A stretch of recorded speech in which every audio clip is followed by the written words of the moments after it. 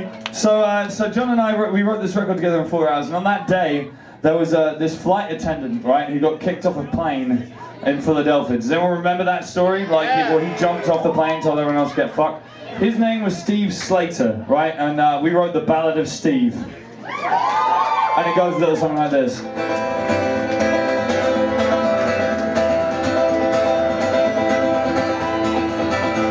Let me tell a little story about a flight attendant who now stands in court as a lone defendant. After 20 long years in a job that tough, he decided one day that he'd had enough.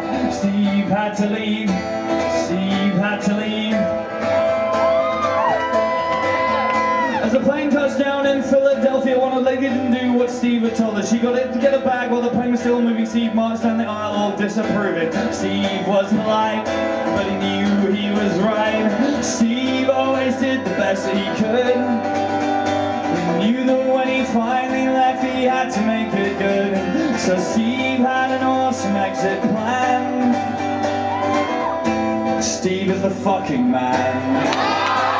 Steve had to leave. Steve had to leave.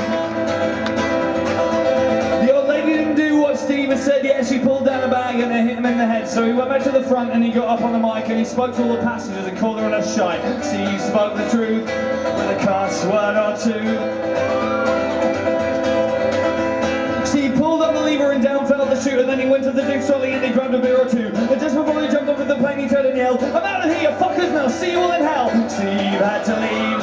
Steve had to leave. Steve always did the best that he could. He knew that when he finally left, he had to make it good. So Steve had an awesome exit plan. Steve is the fucking man. Steve is the fucking man.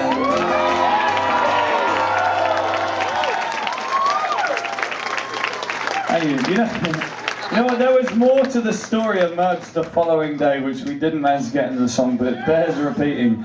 He got off the plane, right, down the chute, got in his car, went home, and to where he lived with his boyfriend, and the cops showed up 10 minutes later, right? And by the time they arrived, he was, and I quote the news report, engaged in a sex act with his boyfriend by the time they got there.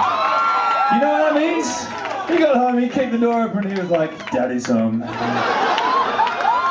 Daddy needs to do some fucking." And his boyfriend was like, "Fuck, yes he does." Oh shit. And there was this amazing photo of him leaving his house with this little smile on his face. It was so very, very cool.